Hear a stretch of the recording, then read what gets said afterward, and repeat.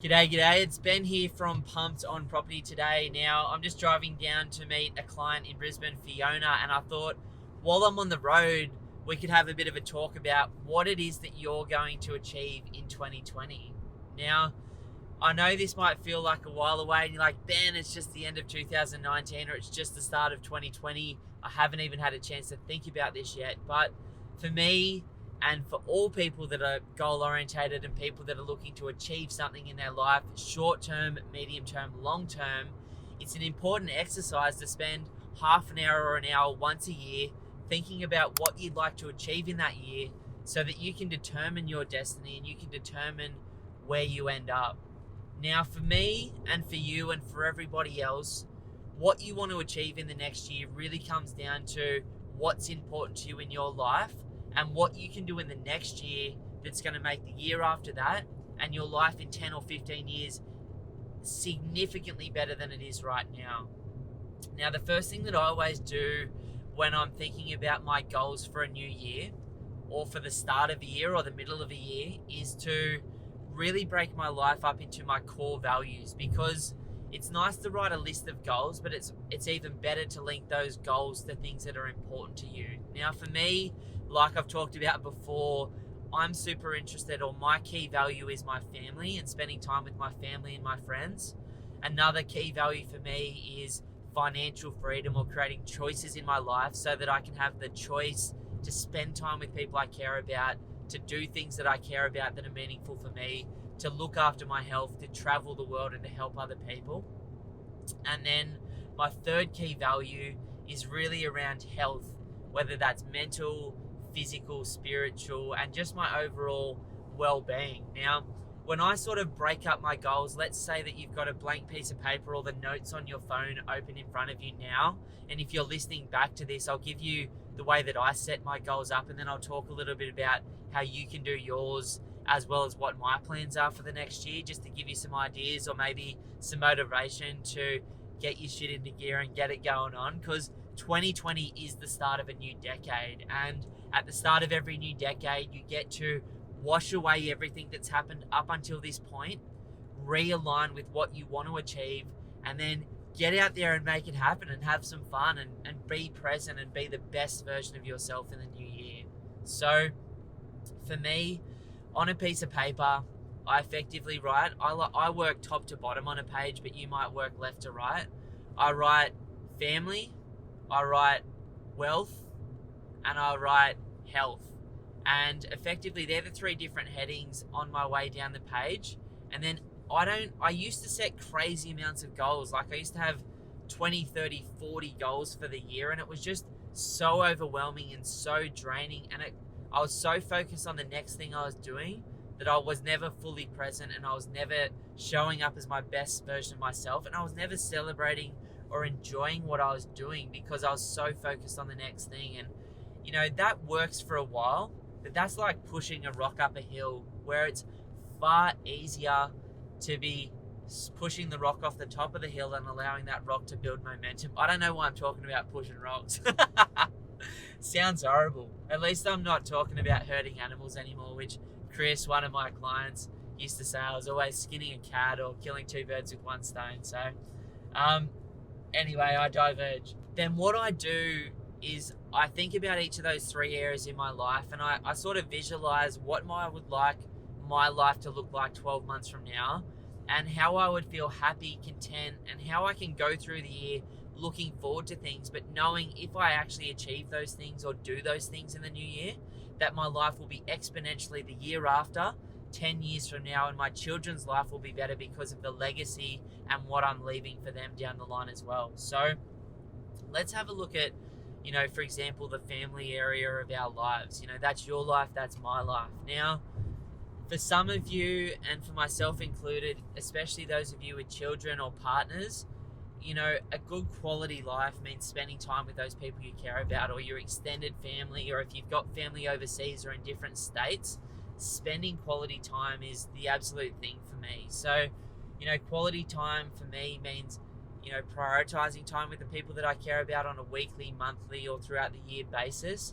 It means adventuring and exploring. So there's a number of trips that I'd like to do, and they're sort of the big goals that I have. For me, I've also in the last couple of years stopped working Fridays and started working 4 days a week, and I've been spending that extra day a week or 3 days a week with my family, and that's enabled me to be really relaxed by about midday on Friday. Even if I've had a really big stressful week, I'm super chilled by a Friday at about 12 o'clock, as opposed to taking halfway through Saturday to be relaxing like a lot of you would, especially if you're working 5 days a week. I've also recognized, because I have 3 young children, I train really regularly, I've got a huge group of friends that I see regularly, I've got a wife that I adore and spend time with, I've got 3 or 4 different businesses that I run, I've always got a property project on the run, and I had this limiting belief in my mind, like so many of you would, is that I am busy all the time. This was my old way of thinking, and that I couldn't possibly work 4 days a week or 3 days a week, or take 6 weeks or 12 weeks off a year and still function at the level that I want to function and contribute in the way that I want to contribute. But it's absolutely bullshit. I don't even know what most of us are doing 5 days a week in the office. I can guarantee you can do your job, maybe not straight away, but over time in 4 days a week. And so for those of you with a family, you know, I've got clients that earn $500,000 or $1 million a year that have been able to figure out a way to do their job in 4 days a week. So if you're sitting there, you know, with a job that you feel like there's absolutely no way your boss would allow you to do that, just test it. You know, in the next year, find a way to earn the same amount of money but work 4.5 days a week, and prove to your current boss or in your current business that you can do that. And then in the next year, find a way to go to 4 days a week, and I can guarantee your entire life will change. Now, that's just the important thing for me, because family's so important and being present is so important to me. And I just found I wasn't recharging well enough in those 2 days a week. So I was always a little bit stressed, a little bit anxious, and a little bit fearful. And, you know, taking 3 days off a week's been a huge thing for me. So I dare you, I challenge you to figure out a way to do that in your own life. You don't have to wait for retirement to live the way that you want to live. And 3 days off a week is almost like a semi-retirement now, which feels absolutely beautiful. Now, that was a huge, again, divergence from what I was talking about.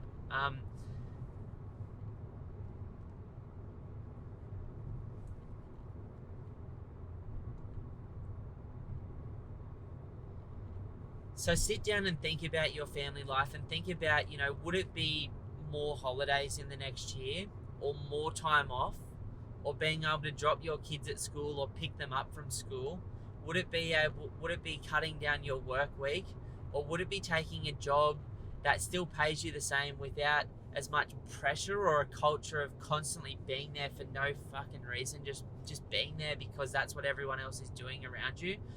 Could you slowly start to take some of that pressure off yourself and learn to delegate and learn to, you know, build up capacity in the team around you or in the business around you, so that you can spend more time with those people you care about?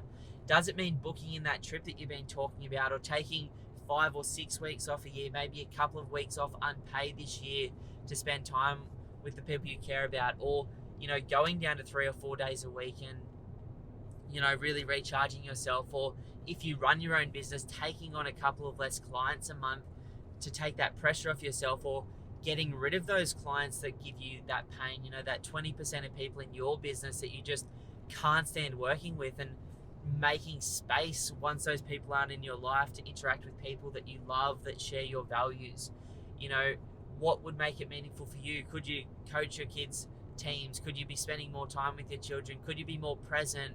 Could you set up rules in your life so that you only look at your phone once you know, get to work, and you leave your phone, you know, in the car when you get home at night? Like, you know, can you spend less time on social media so you're more present with your partner? Can you create a date night once a week or once a month, or a special time away? Can you show up in a more meaningful way in your life? Can you create routines in the morning that give you energy, so that when you come home you're not completely exhausted? And I'm exhausted from saying all that, but the reality is they're all little things that I've implemented in my life outside of the date night. Sorry, babe, that's something that I want to do in the new year. But I've slowly implemented one of these things at a time, and it has completely transformed my life in the last 3 years, to the point where I have meaningful relationships with my wife, with my friends, with my kids, with my dog, with my cat. I have meaningful time for my clients again, where I get to come down to Brisbane, which I didn't get to do for years because I was so busy and stressed out and anxious and worrying about the next thing, you know what I mean? So if family, if friends, if relationships is an important value in your life, then, I suggest that you set maybe 2, maybe maximum 3 goals for the new year of how you can be the best version of yourself and what you're going to commit to and do that is going to create better times in your life. Now, for me, like I said, I'm committing to 4 days off a week. I might even trial 3 days. So I'm committing to working 4 days a week in the new year, but I might even attempt to work 3.5 or 3 days by the end of the year if I can put my team and businesses in the right position by the middle of the year.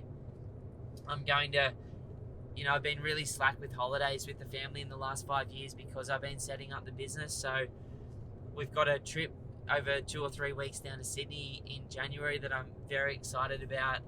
We're going up to Port Douglas with my entire extended family later in the year.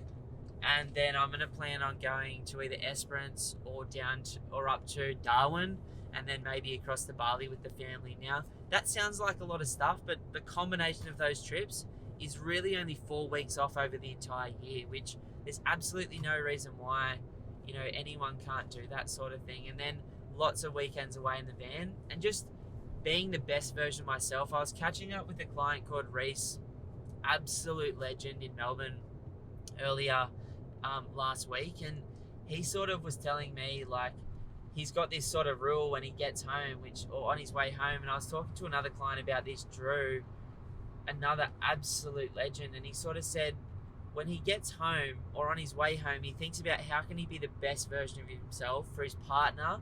And Drew was talking about for his kids before he gets there, like how can he let go of all the baggage that he's carrying around, or if you're a woman, that you're carrying around that mental load in your mind about all that stuff that you need to do, and just show up as your best self. And my old boss was absolutely amazing at that. He said, Ben, regardless of what happens here, when you're there, be present. But it took me 7 or 8 years after hearing that to really understand that. Like, the relationships in your life change when you get to be your best version of yourself. So I'm going to try a bit more of that in the new year as well, just slowing down, breathing better, and enjoying those moments. Because as Bruce Lee says, when you're in a good moment, enjoy them.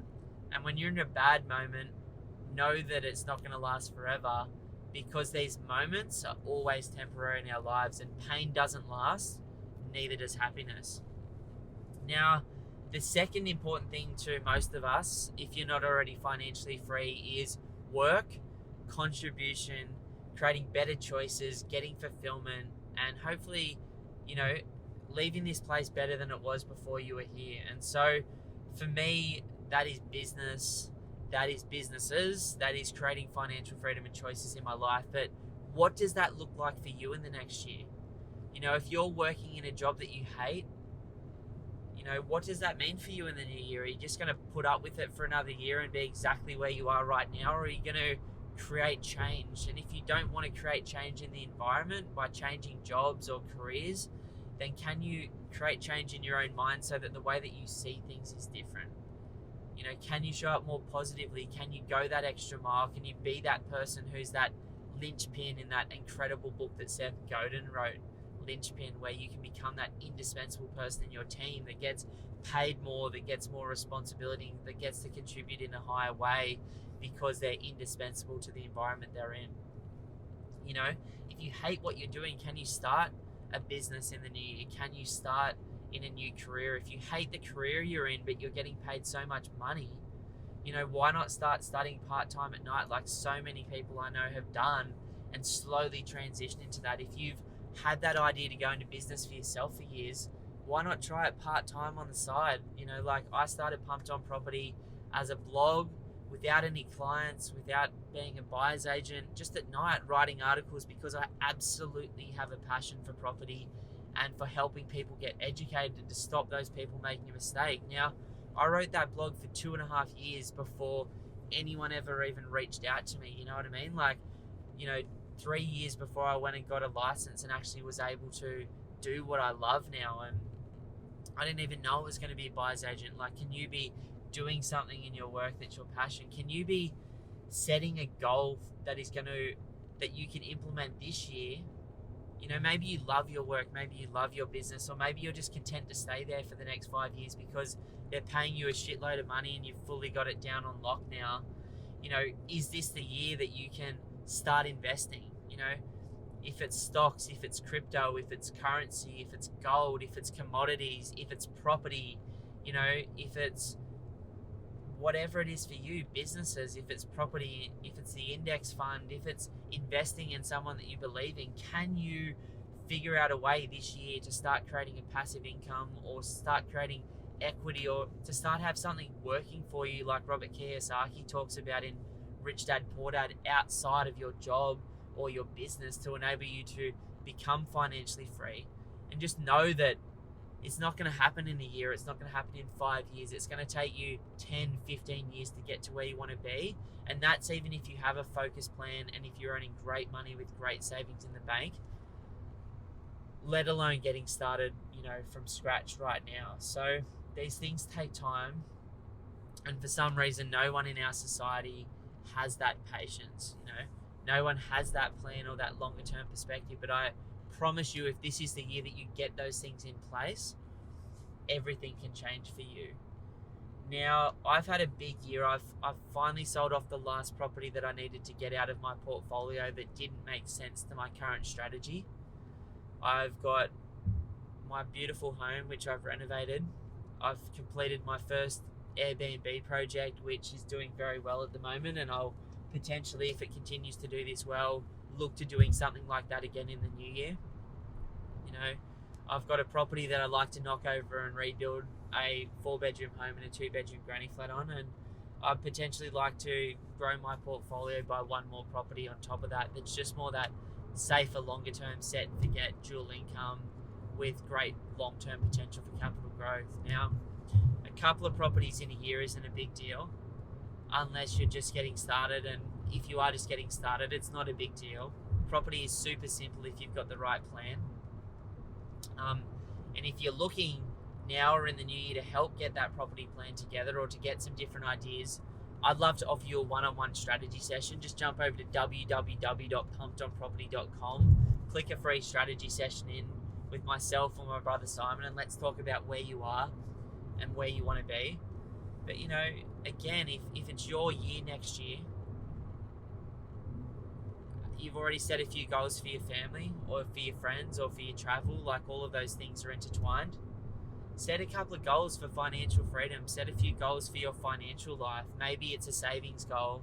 Maybe it's an investment goal. Maybe it's a goal to buy a property or to buy some shares or to learn about that stuff or even just get a plan in place. Maybe it's a goal to start a business, but have a goal that you can work towards, which is going to test you, which is going to stretch you, but it's also going to help you become who you want to be now and who you want to be in the future, and to give you that underlying confidence that you are this year and next year and the year after that moving towards who you're supposed to be, which is a person with choices who can do what they want to do with who they want to do when they want to do it and contribute to the world and the people in their life in a more positive way, because you're not driven by fear. You're not worried about losing your job. You're not worried about money anymore. You're not concerned about the small stuff because you know it doesn't matter.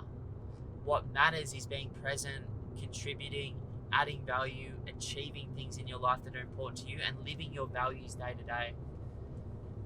Woo! Now, the last one for me is health. Health used to be purely physical for me.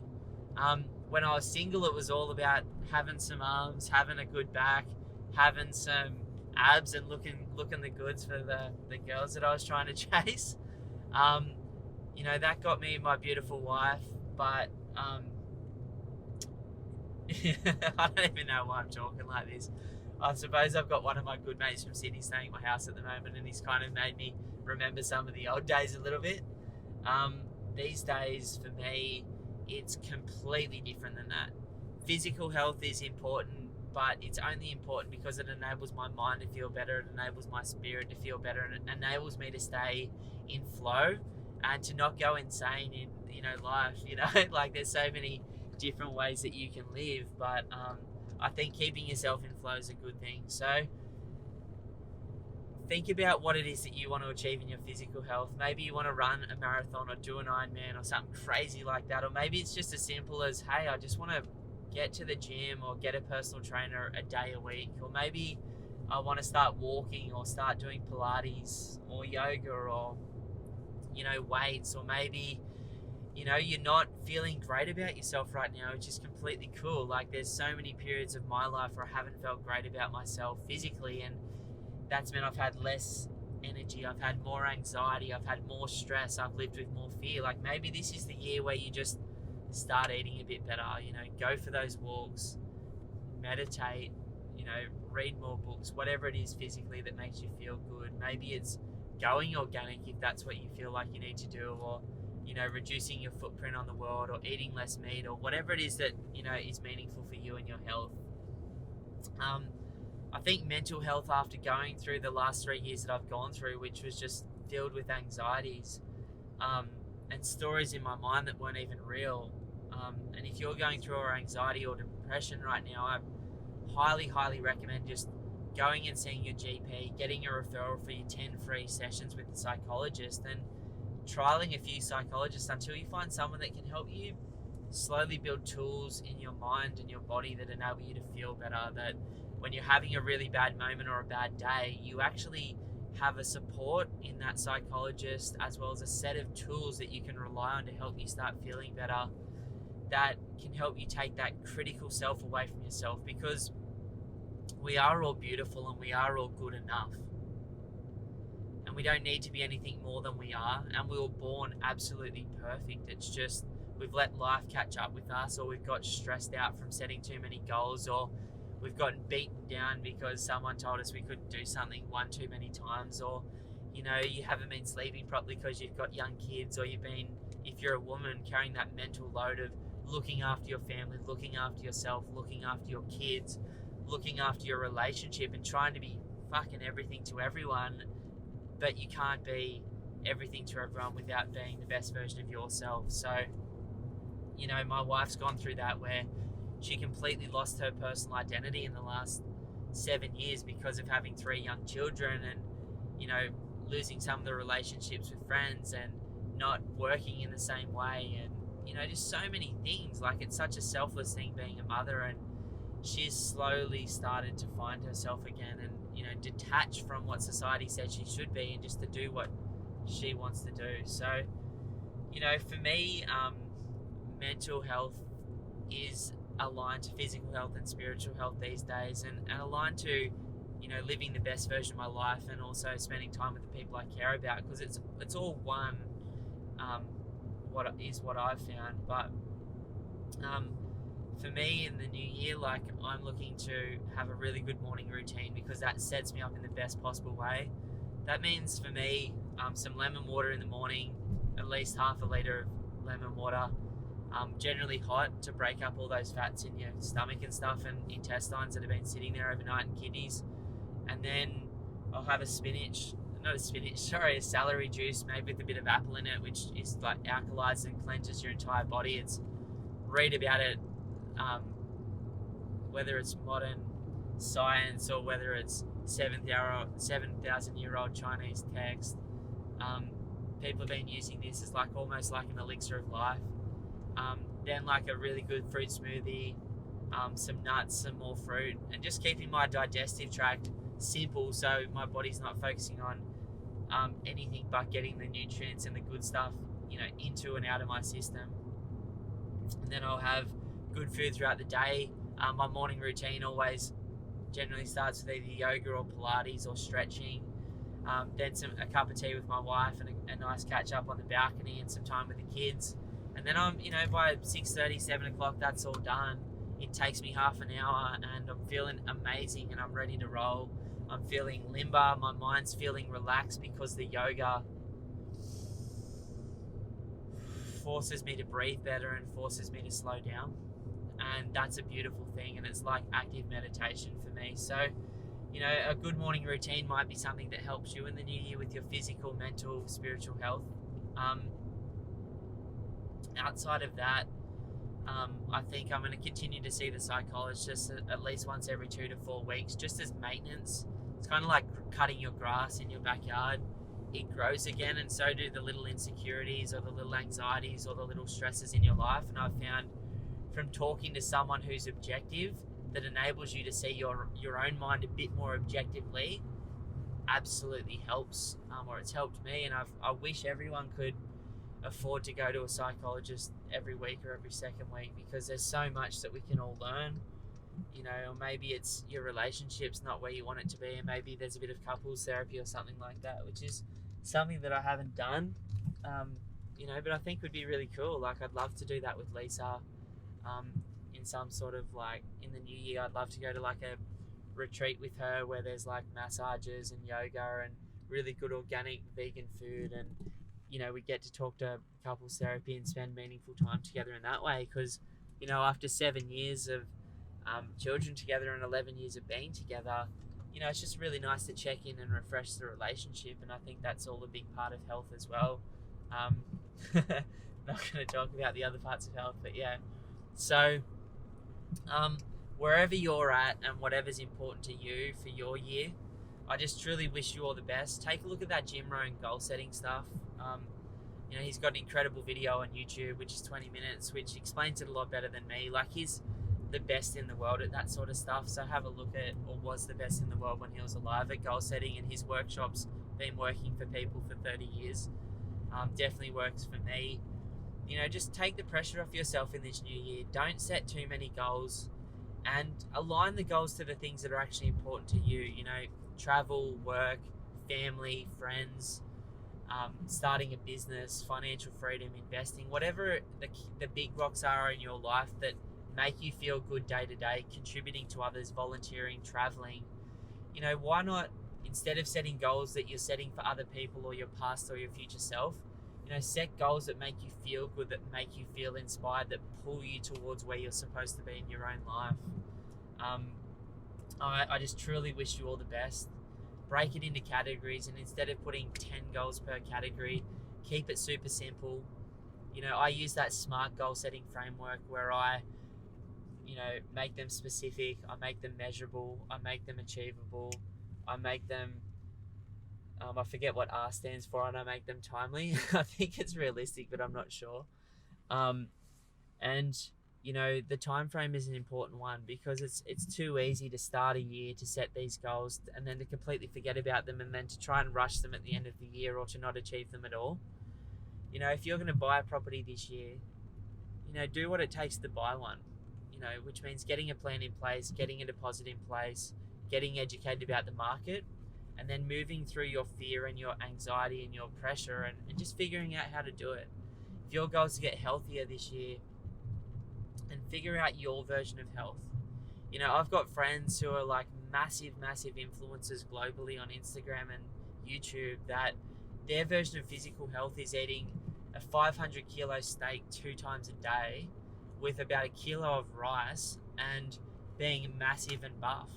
And that's cool. Like, that's their version of health. And training in the gym, doing isolation training 5 or 6 days a week, and being sore and broken everywhere, and to be absolutely massive, and you know, strength and mobile is their thing, and like filled with injuries, but they don't give a shit. Like, I love that. Like, that's their version of health. Like, you know, my version of health looks very different to what it looked like a few years ago, and it'll look very different in a few years. But I look at people like Conor McGregor and Kelly Slater, and you know, I look at these athletes that move really well, that are strong and that are flexible and that are mobile and that have good endurance, and that have these really beautiful, clean lifestyles and diets. And for me, that's cool. Like, that just flows onto everything else in life, and people like Tony Robbins as well. So figure out what it is for you. If it's family, like, find what's going to make your life meaningful for you. If it's just you on your own,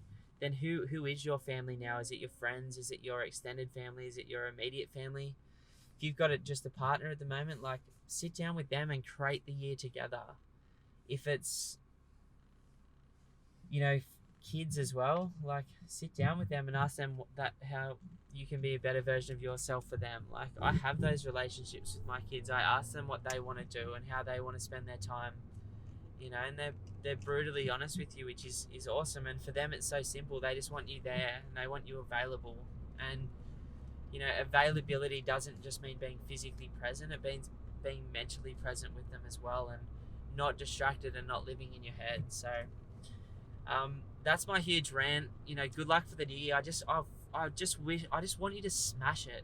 I want you to realize that life can be so beautiful, and that regardless of where you are or how good or bad you're feeling today or tomorrow or this week or this year, everything can change if you will change. So please subscribe to this YouTube channel, where I normally talk more about property stuff than this stuff, but I'm getting so excited about this stuff now as well. There'll be definitely a lot more of this in the new year. I've also got Jay coming on full time in the new year, who's my marketing videographer, and we're going to be doing a lot more documenting, a lot more sick content, a lot less me talking in the car, and a lot more of us with cool B-roll, like really good quality stuff, really good short format stuff as well. If you're listening to this on the podcast, please give us a 5-star review. Please share these videos or the podcast with someone who needs it as well. I truly wish you all the best, and if you'd like to become one of those small number of clients that we help in our buyer's agency, please jump over to www.pumpedonproperty.com, book in a free session, and let's have a talk about it. If you're an existing client who is ready to go again, then let's talk. I know we've worked with a lot of you guys out there that listen to this stuff. It's an incredible year, and I'm going to be talking about that a lot in coming videos. It's an incredible year, 2020, 21, to be a property buyer in the right markets around the world. So I don't want you to miss out. If you've been sitting on the fence and waiting for a little while, it's definitely time to re-engage and start that conversation again. And let's just have a little bit of fun with it. Let's smash our goals, and let's be better people by the end of the year and feel better mentally, physically, spiritually, have better relationships in our lives, have better work environments, better jobs, less pressure, and be feeling more like ourselves when we were feeling incredible again. Wish you all the best, guys. Have a great day. Bye.